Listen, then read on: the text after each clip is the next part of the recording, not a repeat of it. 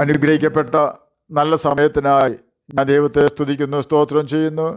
ദൈവവചനം ശ്രവിച്ചുകൊണ്ടിരിക്കുന്ന എല്ലാ ദൈവമക്കൾക്കും വീണ്ടും വരാമെന്ന് അരുളി ചെയ്തവനായ കർത്താവായ യേശു ക്രിസ്തുവിൻ്റെ ധന്യനാമത്തിൽ ഞാൻ എൻ്റെ സ്നേഹവന്ദനം അറിയിക്കുന്നു. ഇന്ന് നാം പഠിക്കുവാൻ തുടങ്ങുന്നത് 65-ാം സങ്കീർത്തനമാണ്. 65-ാം സങ്കീർത്തനം എഴുതിയത് ദാവീദാണ് എന്ന് ഹെഡിങ്ങിൽ രേഖപ്പെടുത്തിയിരിക്കുന്നു. ഈ സങ്കീർത്തനത്തിൻ്റെ 1 മുതൽ 4 വരെയുള്ള വാക്യങ്ങളിൽ പാപക്ഷമയ്ക്ക് വേണ്ടിയുള്ള നിലവിളിയാണ് കേൾക്കുന്നതെങ്കിൽ 5 മുതൽ 8 വരെയുള്ള വാക്യങ്ങളിൽ ദൈവം പാപത്തിൽ നിന്നും രക്ഷിക്കുന്ന കാര്യങ്ങളെക്കുറിച്ചും ദൈവം നൽകുന്ന പാപമോചനത്തെക്കുറിച്ചുമാണ് സംസാരിക്കുന്നത്.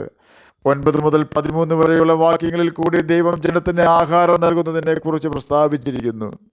65-ാം സങ്കീർത്തനം 2-ാം വാക്യത്തിൽ പ്രാർത്ഥന കേൾക്കുന്നവനായുള്ളവേ, സകല ജഡവും നിന്റെ അടുക്കിലേക്ക് വരുന്നു എന്ന് രേഖപ്പെടുത്തിയിരിക്കുന്നു.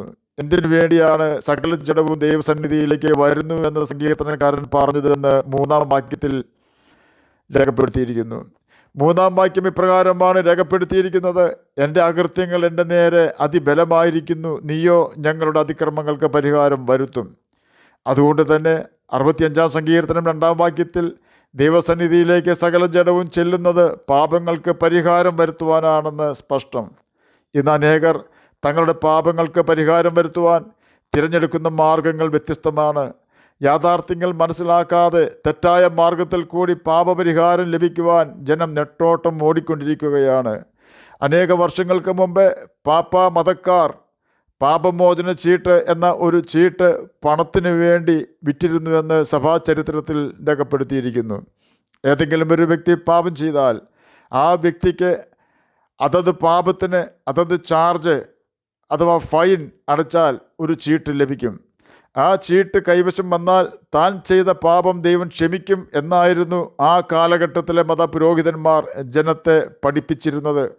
മറ്റൊരു ക്രിസ്തുമത പഠിപ്പിക്കലാണ് കുമ്പസാരം മൂലം ജനത്തിൻ്റെ പാപം ദൈവം ക്ഷമിക്കും എന്ന ബൈബിൾ വിരുദ്ധ ഉപദേശം.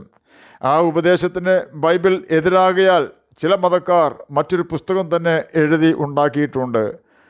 മതബോധനമെന്നും പാരമ്പര്യമെന്നും ഒക്കെയുള്ള പുസ്തകത്തിൽ എഴുതിയിരിക്കുന്ന ഏത് ഉപദേശമായാലും അത് ബൈബിളിന് എതിരാണെങ്കിൽ നിത്യശിക്ഷാവിധിക്ക് നാം യോഗ്യരാവുകയും നമ്മുടെ പാപങ്ങൾ ക്ഷമിക്കപ്പെടാതിരിക്കുകയും ചെയ്യും എന്ന് നാം ഓർക്കണം.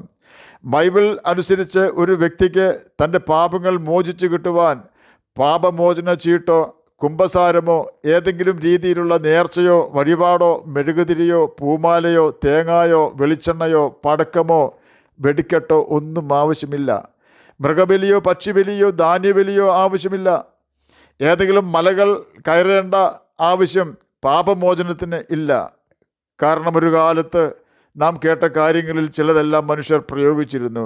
എന്നാൽ ഇന്ന് നമുക്കിതിൻ്റെ ഒന്നും ആവശ്യമില്ല. കാരണം നമ്മുടെ സകല പാപങ്ങൾക്കും പരിഹാരം വരുത്തുവാനായി കർത്താവായ യേശു ക്രിസ്തു കാൽവരി ക്രൂശിൽ നമ്മുടെ സകല പാപവും ശാപവും ചുമന്നുകൊണ്ട് യാഗമായി തീർന്നു. നമ്മുടെ പാപങ്ങൾ അതുമൂലം ദൈവം ക്ഷമിച്ചു. ദൈവത്തിൻ്റെ പുത്രനായ യേശുവിൻ്റെ രക്തം നമ്മുടെ സകല പാപവും പോക്കി നമ്മെ ശുദ്ധീകരിക്കുന്നുവെന്ന് 1 യോഹന്നാൻ 1-ാം അധ്യായം 7-ാം വാക്യത്തിൽ രേഖപ്പെടുത്തിയിരിക്കുന്നു. 1 യോഹന്നാൻ 1-ാം അധ്യായം 8-ാം വാക്യത്തിൽ ഇപ്രകാരം രേഖപ്പെടുത്തിയിരിക്കുന്നു: നമുക്ക് പാപമില്ല എന്ന് നാം പറയുന്നുവെങ്കിൽ നമ്മെ തന്നെ വഞ്ചിക്കുന്നു, സത്യം നമ്മിൽ ഇല്ലാതെയായി. വീണ്ടും 1 യോഹന്നാൻ 1-ാം അധ്യായം 9-ാം വാക്യത്തിൽ ഇപ്രകാരം രേഖപ്പെടുത്തിയിരിക്കുന്നു: നമ്മുടെ പാപങ്ങളെ ഏറ്റു പറയുന്നുവെങ്കിൽ യേശു നമ്മുടെ പാപങ്ങളെ ക്ഷമിച്ച് സകല അനീതിയും പോക്കി നമ്മെ ശുദ്ധീകരിപ്പാൻ തക്കവണ്ണം വിശ്വസ്തനും നീതിമാനുമാകുന്നു. നാം നമ്മുടെ പാപങ്ങൾ ഏറ്റുപറഞ്ഞ് ഉപേക്ഷിക്കുകയും മാനസാന്തരപ്പെട്ട് സ്നാനം മുങ്ങുകയും പരിശുദ്ധാത്മാവിനെ പ്രാപിക്കുകയും ചെയ്താൽ മാത്രം മതിയാകും. 1 യോഹന്നാൻ 1-ാം അധ്യായം 10-ാം വാക്യത്തിൽ നാം പാപം ചെയ്തിട്ടില്ല എന്ന് പറയുന്നുവെങ്കിൽ യേശുവിനെ അസത്യവാദിയാക്കുന്നു, അവൻ്റെ വചനം നമ്മിൽ ഇല്ലാതെയായി എന്ന് രേഖപ്പെടുത്തിയിരിക്കുന്നു. 1 യോഹന്നാൻ 2-ാം അധ്യായം 1-ാം വാക്യത്തിൻ്റെ അവസാന ഭാഗത്തിൽ പ്രകാരം രേഖപ്പെടുത്തിയിരിക്കുന്നു: ഒരുത്തൻ പാപം ചെയ്തുവെങ്കിലോ നീതിമാനായ യേശു ക്രിസ്തു എന്ന കാര്യസ്ഥൻ നമുക്ക് പിതാവിൻ്റെ അടുക്കലുണ്ട്, അവൻ നമ്മുടെ പാപങ്ങൾക്ക് പ്രായശ്ചിത്തം ആകുന്നു. ഈ വാക്യങ്ങളെല്ലാം നമ്മെ പഠിപ്പിക്കുന്ന ഒരു കാര്യം, നാം കുമ്പസാരിക്കേണ്ടത് സഭകളിലെ പാസ്റ്റർമാരോടോ പള്ളികളിലെ അച്ഛന്മാരോടോ അല്ല എന്നാണ്. നാം നമ്മുടെ ഒരു തെറ്റും ഒരു മനുഷ്യരോടും അറിയിക്കാതെ നാം എവിടെ ആയിരിക്കുന്നുവോ അവിടെ മുട്ടുകുത്തിയോ ഇരുന്നോ നിന്നോ നമുക്ക് വേണ്ടി നമ്മുടെ പാപങ്ങൾക്ക് വേണ്ടി തന്നെ താൻ ഏൽപ്പിച്ചു കൊടുത്തവനായ കർത്താവായ യേശു ക്രിസ്തുവിനോട് ഏറ്റുപറയണം. അതിനുശേഷം നാം മാനസാന്തരത്തിലൂടെ സ്നാനം മുങ്ങേണം. ദൈവത്തെ അനുസരിക്കുന്ന തൻ്റെ മക്കൾക്ക് ദൈവം ദാനമായി കൊടുക്കുന്ന പരിശുദ്ധാത്മാവിനെ പ്രാപിക്കുകയാണ്. യേശുവാണ് നമ്മുടെ പാപങ്ങൾ മോചിച്ചു തരേണ്ടത്. ആരാണോ നമ്മെ സഹായിക്കേണ്ടത് അവരോടല്ലേ നാം നിലവിളിക്കേണ്ടത്. വ്യഭിചാര കർമ്മത്തിൽ തന്നെ പിടിച്ച ഒരു സഹോദരിയെ കല്ലെറിയുവാനായി ചിലർ യേശുവിൻ്റെ അടുക്കൽ കൊണ്ടുവന്നു. മഹാപുരോഹിതന്മാരും പുരോഹിതന്മാരുമൊക്കെ ആ കാലത്ത് ഉണ്ടായിരുന്നു. അവരാരും പാപമോചനം ആ സഹോദരിക്ക് കൊടുത്തില്ല. അവളെ കല്ലെറിഞ്ഞ് കൊല്ലണമെന്ന അഭിപ്രായമായിരുന്നു അവർക്കെല്ലാവർക്കും. ആ സഹോദരിയെ യേശുവിൻ്റെ അടുക്കൽ കൊണ്ടുവന്നത് പുരോഹിതന്മാരോ ആണോ എന്ന് നമുക്കറിയില്ല.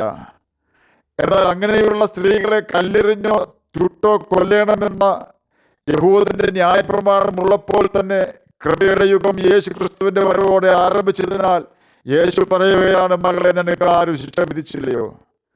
മനുഷ്യർ അവളെ വിളിച്ചത് വ്യഭിചാരിണി എന്നാണ്. അങ്ങനെയുള്ള മനുഷ്യരോട് അവൾ കുമ്പസാരിച്ചാൽ ആരോടാണോ അവൾ ചെയ്ത പാപം പറയുന്നത് ആ കേൾക്കുന്ന വ്യക്തിയോട് അവൾ വീണ്ടും പാപം ചെയ്യേണ്ടി വരുവാൻ സാധ്യതയുണ്ട് എന്നല്ലേ കഴിഞ്ഞ കാലങ്ങളിലെ വർത്തമാന പത്രങ്ങൾ നമ്മെ പഠിപ്പിക്കുന്നത്. എന്നാൽ യേശു അവളെ വിളിക്കുന്നത് മകളെ എന്നാണ്. അതെ, നമ്മുടെ കുറവുകൾ, നമ്മുടെ യഥാർത്ഥ അപ്പനായ, നമ്മുടെ യഥാർത്ഥ സ്നേഹിതനായ, നമ്മുടെ നല്ല വീണ്ടെടുപ്പുകാരനായ കർത്താവായ യേശു ക്രിസ്തുവിനോട് മാത്രമേ നാം പറയാവൂ. അവരോട് മാത്രമേ നാം കുമ്പസാരിക്കാവൂ. യേശുവിന് മാത്രമേ നമ്മെ സഹായിക്കുവാൻ കഴിയൂ. അവനല്ലാതെ നമ്മെ പാപത്തിൽ നിന്നും ശാപത്തിൽ നിന്നും രക്ഷിക്കുവാൻ കഴിയുന്ന ഒരു വ്യക്തിയും ഈ പ്രപഞ്ചത്തിലില്ല.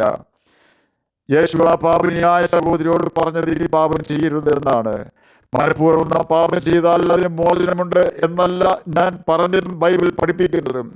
അറിയാതെ നാം പാപം ചെയ്താൽ നമുക്ക് നല്ലൊരു മധ്യസ്ഥൻ, നമ്മുടെ ബലഹീനതകളിൽ സഹതാപം കാണിപ്പാൻ കഴിയുന്ന നല്ലൊരു മഹാപുരോഹിതൻ പിതാവിൻ്റെ അടുക്കൽ സ്വർഗത്തിൽ നമുക്കുണ്ട്. ആ മധ്യസ്ഥനാണ് കർത്താവായ യേശു ക്രിസ്തു. ഈ ഭൂമിയിൽ പുരോഹിതന്മാരും മറ്റിതര സഭാ നേതാക്കന്മാരും നമ്മുടെ നന്മകൾ കൊണ്ട് ഉപജീവനം കഴിക്കുന്നവരാകിയാൽ നമ്മുടെ പാപം അവർക്ക് ഒരു പ്രശ്നമല്ല. എന്നാൽ നമ്മുടെ പാപങ്ങൾ നമ്മെ നിത്യനരകത്തിൽ എത്തിക്കുമെന്നതിനാൽ നമുക്ക് വേണ്ടി തന്നെത്താൻ മറുവിലയായി കാൽവരി ക്രൂശിൽ യാഗമായി തീർന്ന കർത്താവായ യേശു ക്രിസ്തുവിന് നമ്മുടെ പാപങ്ങൾ പ്രശ്നം തന്നെയാണ്. അതുകൊണ്ടാണ് കർത്താവായ യേശു ക്രിസ്തു തന്റെ വിലയേറിയ നിർമ്മല രക്തം നമുക്ക് വേണ്ടി കാൽവരി ക്രൂശിൽ ഊറ്റി തന്നത്. വലിയ വ്യതയും കഷ്ടതയും വേദനയുമാണ് കർത്താവായ യേശു ക്രിസ്തു നമുക്ക് വേണ്ടി കാൽവരി ക്രൂശിൽ കിടന്ന് സഹിച്ചത്. അകൽ എന്നെ കേൾക്കുന്ന പ്രിയ ദൈവമകളെ, നമുക്ക് യേശുവിൻ്റെ പാദപീഠത്തിലേക്ക് അഭയത്തിനായി അടുത്തു ചെല്ലാം. അവൻ നമ്മെ സ്നേഹിക്കുന്നു. യേശുവിനോട് മാത്രം നമ്മുടെ ഹൃദയം തുറന്ന് സംസാരിക്കാം. യേശുവിന് നമ്മെ തള്ളിക്കളയുവാനോ ഉപേക്ഷിക്കുവാനോ നമ്മെ കേൾക്കാതിരിക്കുവാനോ കഴിയുകയില്ല. കാരണം നാം കർത്താവായ യേശു ക്രിസ്തുവിൻ്റെ രക്തത്തിൻ്റെ വിലയും ദൈവത്തിന് മാന്യരുമാണ്. ജോർജ് റോംനി ലോകപ്രസിദ്ധനായ ഒരു പെയിന്ററായിരുന്നു. അപ്രകാരം ആകുവാൻ തൻ്റെ കുടുംബജീവിതം അയാൾ ഉഴപ്പി. അല്പം പോലും കുടുംബകാര്യങ്ങളിൽ ശ്രദ്ധ ഇല്ലാത്തവനായി പ്രസിദ്ധനാകുവാൻ ശ്രമിക്കുകയും താനൊരു പ്രസിദ്ധനായി തീരുകയും ചെയ്തു. തൻ്റെ കുടുംബജീവിതമാകെ താറുമാറായി. തൻ്റെ മനസ്സും ശരീരവും ക്ഷീണിച്ചുപോയി. എന്നാൽ സ്നേഹനിധിയായ അവൻ്റെ ഭാര്യ അവനെ ആശ്വസിപ്പിച്ച് സംരക്ഷണം കൊടുത്തു.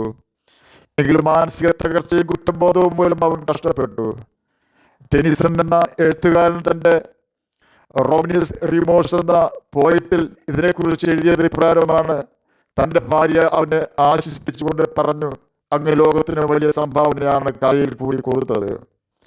എന്നാൽ വേദനയോടെ അവൻ മറുപടി പറഞ്ഞത് ഇപ്രകാരമായിരുന്നു, എനിക്ക് നല്ലതെന്ന് ഞാൻ ചിന്തിച്ചിരുന്നത് എനിക്ക് തന്നെ ഏറ്റവും നാശമായി തീർന്നു. കാരണം എൻ്റെ പ്രശസ്തി എനിക്ക് അല്പം പോലും ആശ്വാസം തന്നില്ല. അവൻ്റെ ആത്മാവിൻ്റെ ഏറ്റവും വലിയ ആവശ്യം പ്രശസ്തി ആയിരുന്നില്ല, പിന്നെയോ പാപക്ഷമയായിരുന്നു. സെന്റ് അഗസ്റ്റിൻ എന്ന സഭാപിതാവ് അതിനെക്കുറിച്ച് പറഞ്ഞിരിക്കുന്നത് ഇപ്രകാരമാണ്: ദൈവമേ, എൻ്റെ ആത്മാവ് നിനക്കായി സൃഷ്ടിച്ചിരിക്കുന്നു. നിന്റെ അടുക്കൽ എൻ്റെ ആത്മാവ് വന്നു ചേരുവോളം അതിനൊരു സ്വസ്ഥതയും ഉണ്ടാവുകയില്ല. ആത്മാവിന് ആശ്വാസം നിരസിക്കപ്പെട്ട ഒരു വ്യക്തിയാണോ എന്നെ കേൾക്കുന്നതെങ്കിൽ ധൈര്യമായി യേശുവിനോട് പറയൂ. ആത്മാക്കളുടെ ഉടയവനാണ് കർത്താവായ യേശു ക്രിസ്തു. നമ്മെ സഹായിക്കുവാൻ യേശുവിന് കഴിയും. നിശ്ചയമായി യേശുവിന് കഴിയും. അതെ, അവന് മാത്രമേ കഴിയൂ. ഉള്ളം മുഴുവൻ നല്ല സ്നേഹിതനായ കർത്താവായ യേശു ക്രിസ്തുവിൻ്റെ മുമ്പിൽ തുറക്കൂ.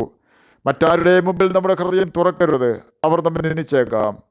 എന്നാൽ തൻ്റെ പ്രാണനെ നമുക്ക് വേണ്ടി ഏൽപ്പിച്ചു തന്നവനായ കർത്താവായ യേശു ക്രിസ്തുവിനെ നമ്മെ ഉപേക്ഷിക്കുവാനോ തള്ളിക്കളയുവാനോ സഹായിക്കാതിരിക്കുവാനോ കേൾക്കാതിരിക്കുവാനോ കഴിയുകയില്ല. നാം അവനെ വിലയേറിയവനും മാന്യരുമാണ്. ആകയാൽ നമ്മെ സ്നേഹിച്ച് നമുക്ക് വേണ്ടി തന്നെത്താൻ ഏൽപ്പിച്ചു കൊടുത്ത കർത്താവായ യേശു ക്രിസ്തുവിന് വേണ്ടി മാത്രം നമുക്ക് ജീവിക്കാം. അവൻ്റെ കൽപ്പനകൾ പ്രമാണിച്ചുകൊണ്ട് ജ്യോതിഷികളെ പോലെ നമുക്ക് തിളങ്ങാം. കർത്താവ് അതിന് നമ്മെ സഹായിക്കട്ടെ എന്ന് പ്രാർത്ഥിച്ചുകൊണ്ട് ഞാൻ എൻ്റെ വാക്കുകളിൽ നിന്ന് വിരമിക്കുന്നു. നമുക്ക് പ്രാർത്ഥിക്കാം. ഞങ്ങളെ സ്നേഹിക്കുന്ന സ്വർഗീയ പിതാവേ, നല്ല വചനത്തിനായി ഞാൻ സ്തുതിക്കുന്നു, സ്തോത്രം ചെയ്യുന്നു. എന്നെ കേൾക്കുന്ന ഏതെങ്കിലും പ്രിയപ്പെട്ടവർ സമാധാനമില്ലാതെ ആയിരിക്കുന്നെങ്കിൽ സർവാശ്വാസവും അവരുടെ ഹൃദയത്തിൽ അങ്ങ് നിറയ്ക്കണമെന്ന് പ്രാർത്ഥിക്കുന്നു. അങ്ങനെ വചനം വായിക്കുവാനും ഗ്രഹിക്കുവാനും അതിന് പ്രകാരം ജീവിക്കുവാനും മടിയനെ കേൾക്കുന്ന അങ്ങയുടെ കുഞ്ഞുങ്ങളെയും സഹായിക്കണമേ. പഠിക്കുന്ന കുഞ്ഞുങ്ങൾക്ക് പഠിക്കുവാനുള്ള ബുദ്ധിയും ജ്ഞാനവും ഓർമ്മ ശക്തിയും കൊടുക്കണമേ. യവനക്കാർത്തികളെ ദുഷ്ടന്റെ കെണിയിൽ നിന്നും വിടുവിക്കണമേ. രോഗത്താൽ ഭാരപ്പെടുന്നവർക്ക് രോഗസൗഖ്യം കൊടുക്കണമേ.